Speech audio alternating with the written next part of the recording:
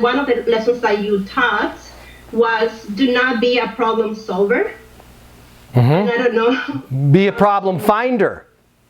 Exactly. But before we find the problem, okay, that's what we want to do once we're having the conversation. Before we have the conversation, Danny, we got to get their attention. We got to kind of slap them upside the face a little bit. Please don't do that, actually. That's bad.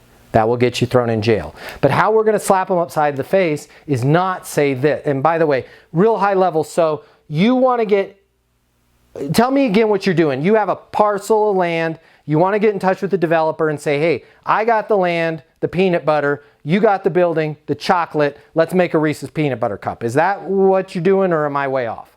Yeah, so my brokerage actually has a huge database for land. Perfect. And so yeah. I want to spread the word out. Yep. Okay, so one way you could do that, let's just make it super easy. Every developer under the sun is on LinkedIn, okay? So if you have that list, cross that list against LinkedIn. If you're not connected with them, send them an invitation request, okay? That opens the door wide open. Once you've sent the request, even if you haven't sent the request, you can still say you're connected on LinkedIn. Why? You're not saying, you and I are best friends, first degree connections, and like each other's cat videos. You're not saying that. You're just saying we're connected on LinkedIn. Everybody is connected to everybody else on LinkedIn. Hence the word LinkedIn. We're all on the same damn chain, okay? So use that to your advantage. Hey, Matt, this is Danny with XYZ. You and I are connected on LinkedIn. I was thinking about you today and your development company. I've got an idea that I'd love to get your opinion on. Can you call me on my mobile now when they call you back?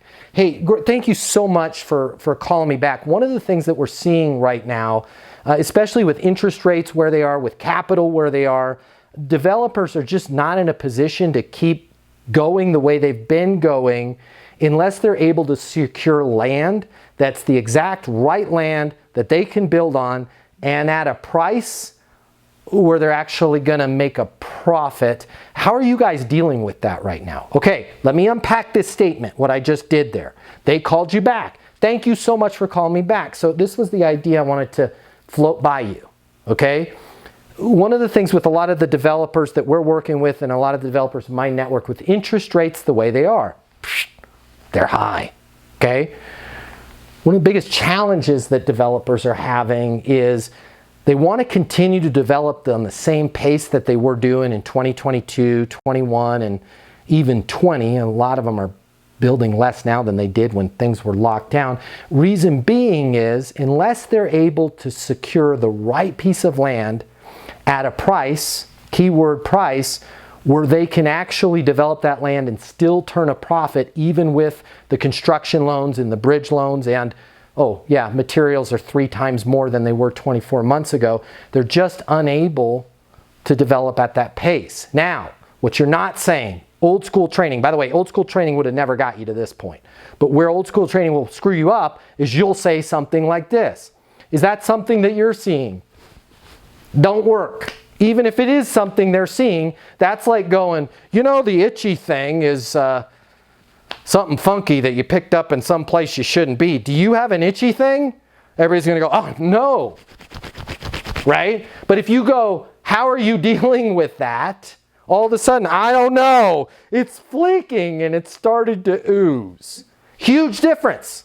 Massive difference. Stop saying, is that something that you're seeing? Because guess what? If it's not something that they have no problems with, you can still use the words, how are you handling that? And they'll say this.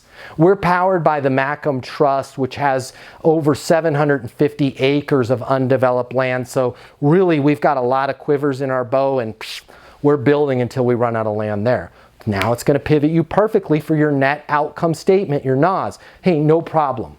I will be here down the road when you guys need land at a price that makes sense to develop on. Fair enough?